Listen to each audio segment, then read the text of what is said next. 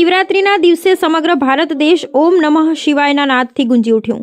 શિવરાત્રિના દિવસે લાખો યાત્રિકો કે શંકર ભગવાનના મંદિરે દર્શન કરી ધન્યતા અનુભવી। શંકર ભગવાનના ભાવિક ભક્તોએ શંકર ભગવાનને શીશ નમાવી અને કર્યા દર્શન। ભાભર તાલુકાના ઉજ્જનવાડા ગામનું 800 વર્ષ જૂનું પૌરાણિક ગંગેશ્વર મહાદેવનું મંદિરનો જાણો ઇતિહાસ। અમારા રિપોર્ટર ગોપાલ પૂજારાએ ભાભર તાલુકાના ઉજ્જનવાડા ગામ જઈ જણાયો ગંગેશ્વર મહાદેવ ભગવાનનો ઇતિહાસ। હવે વાત કરવામાં આવે તો ભાભર તાલુકાના ઉજ્જનવાડા ગામના ત્યાં વર્ષો જૂનું શ્રી ગંગેશ્વર મહાદેવ ધામ ઉજ્જનવાડા આવેલું છે। અહીંયા 800 વર્ષ કરતાં પણ વધારે પૌરાણિક જૂનું શ્રી ગંગેશ્વર મહાદેવનું મંદિર આવેલું છે। અહીંયા પૂરા શ્રાવણ મહિનામાં હજારો ભક્તો દર્શનાર્થે ઉમટી પડે છે અને હજારો ભક્તો દર્શન કરીને ધન્યતા અનુભવે છે। ત્યારે આજરોજ શિવરાત્રિના દિવસે ભાભર તાલુકાના ઉજ્જનવાડા ગામે શ્રી ગંગેશ્વર મહાદેવનો મિની મેળો ભરાય છે। ત્યારે અમારી ન્યૂઝ ચેનલના રિપોર્ટર ગોપાલ પૂજારાએ શ્રી ગંગેશ્વર મહાદેવના મંદિરની મુલાકાત લીધી હતી। તે દરમિયાન ગાડીપતિ મહંત શ્રી શ્યામ સ્વરૂપ બાપુ અને ઉજ્જનવાડા ગામના સરપંચ વિષ્ણુભાઈ રાવલ સાથે સીધી વાતચીત કરતા શ્રી ગંગેશ્વર મહાદેવના મંદિરનો પૂરેપૂરો ઇતિહાસ જણાવ્યો હતો અને શિવરાત્રિના દિવસે શ્રી ગંગેશ્વર મહાદેવના મંદિર દ્વારા યજ્ઞ હવન અને પૂજા અર્ચના સહિત આરતીનું પણ ભવ્ય આયોજન કરવામાં આવ્યું હતું અને આજુબાજુના ગામોમાં રહેતા હજારો માઈ ભક્તોનું ઘોડાપુર દર્શનાર્થે આવ્યું દર્શનનો લાભ લીધો। આ ગંગેશ્વર મહાદેવનું મંદિર 800 વર્ષ કરતાં પણ જૂનું અને જાણીતું છે અને આ ગંગેશ્વર મહાદેવના મંદિરનો ઇતિહાસ અમારા રિપોર્ટર ગોપાલ પૂજારાએ જાણ્યો અને શ્યામ સ્વરૂપ બાપુ દ્વારા ચા પાણી જમવાની પણ સારી એવી વ્યવસ્થા પૂરી પાડવામાં આવી। ત્યારે અમારા રિપોર્ટર ગોપાલ પૂજારાએ સીધો ગાદીપતિ શ્યામ સ્વરૂપ બાપુનો સંપર્ક કરતા અને તેના ઉજ્જનવાડા ગામના સ્થાનિક સરપંચ વિષ્ણુભાઈ રાવલનો પણ સંપર્ક કરતા શું જણાવ્યું હતું જો આ વિડીયોમાં અને જાણો શું છે શ્રી ગંગેશ્વર મહાદેવનો પૂરો ઇતિહાસ અમારી સ્પેશિયલ સ્ટોરીમાં। બ્યુરો રિપોર્ટ ગોપાલ કે પૂજારા ભાભર બનાસકાંઠા। આજે જે મંદિરની ઉત્પત્તિ વિશે અને ગંગા માતાજીની ઉત્પત્તિ વિશે હું વાત કરું છું કે જ્યારે હવે જંગલ હતો અને વૃક્ષોની ઝાડી હતી એ ટાઈમની અંદર ગાયો લઈ એને ચરાવવા માટે આવતો હતો અને એક ગાય અલગ પડી અને ઝાડીમાં પ્રવેશ કરતી હતી એટલે વારે વારે પ્રવેશ કરતી એટલે ગોવાળને ખબર નહીં પણ ગરધણીએ તેમને ઠપકો આપ્યો કે મારી ગાય તો દોઈ લેશે।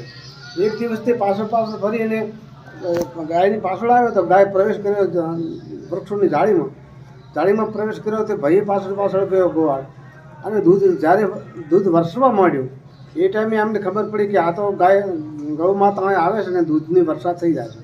તો એણે આવીને ગામ લોકોને વાત કરી। ગામ લોકો બધા આવીને ત્યાં આવીને તપાસ કરી માટી એક બાજુ કરી એટલે શંકર ભગવાન અંદરથી પ્રગટ થયા। ત્યાં સ્વયંભૂ શંકર ભગવાનનું સ્વયંભૂ મંદિર છે એટલે એમનું નામ છે ગંગેશ્વર મહાદેવ મંદિર। એટલે ગાય માતાના પ્રતાપથી જે ભગવાન પ્રગટ થયા અને ગામ લોકોએ એક બાજુ માટી કરી અને એ રહી આ ગંગેશ્વર મહાદેવ। બાજુમાં ગંગા માતાનું તળાવ છે જે એમને ગંગા તળાવ તરીકે અમે કહીએ છીએ અને એમાં એક મોટો જળનો કુંડ છે ગંગા કુંડ એમને કહીએ છીએ। તો અહીં એ ગંગા કુંડ માટે અમના ગામના જે વડીલ હતા કુમારામજી મહારાજ એ પોતે કાયમ માટે ચાલી અને ગંગામાં જતા ત્યાં જઈને આવે અને અહીં પાસે શંકર ભગવાનને જળ ચડાવે। વળી એમનો સમય પૂરો થાય જળ થઈ રહે એટલે વળી ફરીથી પાછો પોતે ગંગાજી જાય એમ કરતાં 7 વખત ગયા। પછી એમને વરતા થઈ અને માતાજી પાસે પ્રાર્થના કરી કે હે ગંગા માતા હવે હું આવી શકું એમ નથી।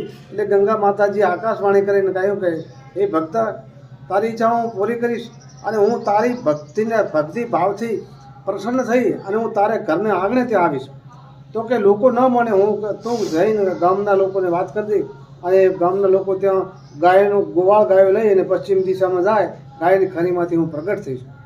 તો ભક્તે કુમારામજી મહારાજે કહ્યું કે લોકો ન માને તો કે તમારી પૂજા છે રુદ્રાક્ષની માળા છે બીજે પંચપાત્ર પૂજાપો છે એ બધું પધરાવી જો ગંગામાં અને ત્યાં નીકળશે। એટલે પછી પોતે આવ્યા ઘેર આવીને વાત કરી સમગ્ર ગામ એકત્ર થયું।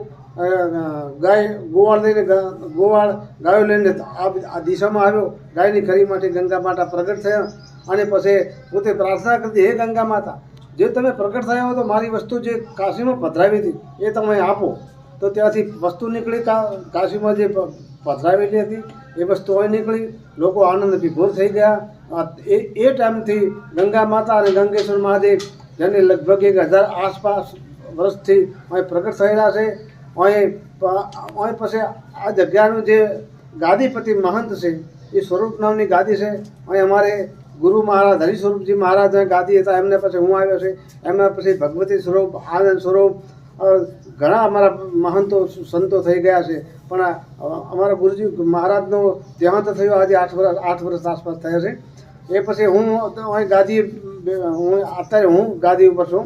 તો લોકો યજ્ઞ આગાજી કરવા માટે આવે છે, ગંગાજીમાં તર્પણ કરવા માટે લોકો આવે છે. અને અત્યારે હાલે યજ્ઞ ચાલુ છે અને યજ્ઞ આગાદી તર્પણ બધું મનોકામના ગંગા માતા અને શંકર દાદા એમ દરેકની પૂરી કરે છે.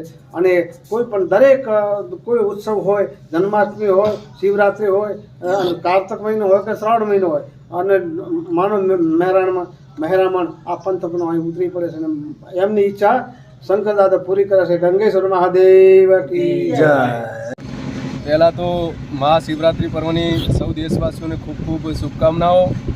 આજે અમારા ઉજનવાડા ગામની અંદર અમારા વડવાઓની શ્રદ્ધા અને ભક્તિથી પ્રસન્ન થઈ અને સ્વયંભૂ શિવલિંગ, જે 800 વર્ષ પુરાણો જે સ્વયંભૂ શિવલિંગ છે અને જે મા ગંગાજીનો સ્વયંભૂ કાશીથી પ્રગટ થયેલા છે એવા ગંગેશ્વર મહાદેવના સાનિધ્યની અંદર આજે મહાશિવરાત્રિનો પર્વ ખૂબ જ ઉત્સાહથી અને ખૂબ જ ભાવપૂર્વક લોકો અહીંયા ઉજવી રહ્યા છે. ત્યારે સમગ્ર દેશવાસીઓને, સમગ્ર આજુબાજુના પંથકના તમામ ગ્રામજનોને અમારી અહીંયા ઉજનવાડા ગામ વતી સૌને દર્શન કરવા માટે, પધારવા માટે અમે અહીંયા ગામ વતી હાર્દિક શુભકામના પાઠવીએ છીએ. સાથે સાથે અમારા ગંગેશ્વર મહાદેવના નવનિર્માણનું પણ અહીંયા ખૂબ જ જોરશોરથી કાર્ય ચાલી રહ્યું છે. આપણા ગુજરાત સરકારના માનનીય મુખ્યમંત્રી શ્રી માનનીય ભૂપેન્દ્રભાઈ પટેલના અગ્રિમ સ્થાને તેમજ ગુજરાત યાત્રાધામ વિકાસ બોર્ડના સહયોગથી અમારા મંદિરના નવનિર્માણ માટે સરકાર દ્વારા 3 કરોડ જેટલી ગ્રાન્ટ આપી અને મંદિરના નવનિર્માણ અને ગંગા ઘાટના નવનિર્માણ માટે અહીંયા ખૂબ જ સરાહનીય કામગીરી કરવામાં આવી રહી છે. સાથે આવો મહાશિવરાત્રિનો પર્વ હોય ત્યારે બાજુમાં યજ્ઞનું કાર્ય ચાલી રહ્યું છે. સાથે સાથે રાત્રે ભક્તિભાવ, પૂજન અર્ચન અને દિલથી સૌ લોકો અહીંયા દાદાના દર્શન કરવા માટે આવતા હોય છે. ત્યારે સૌ દેશવાસીઓને મહાશિવરાત્રિ પર્વની ખૂબ ખૂબ શુભેચ્છાઓ અને શુભકામનાઓ પાઠવું છું. દરેકે દરેક આ શિવરાત્રિ પર્વ ઉપર અહીંયા દર્શનનો લાભ લે અને ભગવાન ભોળિયાનાથના આશીર્વાદ દે એવી શુભેચ્છાઓ. હર હર મહાદેવ. કેટલો પૌરાણિક આ મંદિર છે અને શું આની ગાથા છે આગળ? આ મંદિર છે એ અમારા વડવાઓ, અમારા ખૂનારામ બાપા જે હતા એ અહીંયાથી પગપાળા છેક કાશી વિશ્વનાથના દર્શન કરવા માટે જતા હતા. 800 વર્ષ પહેલાં જ્યારે પોતે અહીંયાથી માતાજીના, ગંગાજી માતાના દર્શન કરતા અને એમના ગંગા સ્નાનથી પોતે એવી ટેક લીધેલી કે રોજે રોજ ગંગાજીના દર્શન કરવા, અને ગંગાજીનો લગભગ 7 વાર એમણે કાશીની યાત્રા કરેલી હતી. એ ટાઈમે ત્યાં કાશીથી જ્યારે પોતાની વૃદ્ધાવસ્થા આવી એ ટાઈમે પોતે મનમાં એક સંકલ્પ કર્યો કે હવે મારી વૃદ્ધાવસ્થા થઈ છે તો હવે હું કઈ રીતે તારા દ્વારે ચાલીને આવી શકીશ. એ ટાઈમે પછી એમના ભક્તિ અને શ્રદ્ધાથી પ્રસન્ન થઈ માં ગંગાજીએ એમને આશીર્વાદ આપ્યા કે જા, તારા ગામની અંદર આ તિથિ અને આ દિવસે ગાયોનું ધણ જ્યારે અહીંયા એ તળાવની અંદર ગાયોનું ધણ નીકળે અને એમની ખરીમાંથી સ્વયંભૂ ગંગાજીની ધાર ફૂટશે અને અહીંયા નિશાની રૂપે જે લાકડી અને તુંબડી અને તમારી માળા જે અહીંયા મૂકીને જાઓ છો એ માળા ત્યાં ધારામાંથી બહાર નીકળે તો સમજવાનું કે સ્વયંભૂ ગંગાજી પ્રગટ થયા છે. તો એ રીતે અહીંયા ગંગાજીનું સ્વયંભૂ ગંગાજી કાશીથી અહીંયા પ્રગટ થયેલા છે. સાથે સાથે પાછળ જે આપણે નવનિર્માણ મંદિર થઈ રહ્યું છે એ પણ 800 વર્ષ પુરાણું મંદિર છે. એ પણ સ્વયંભૂ શિવલિંગ છે.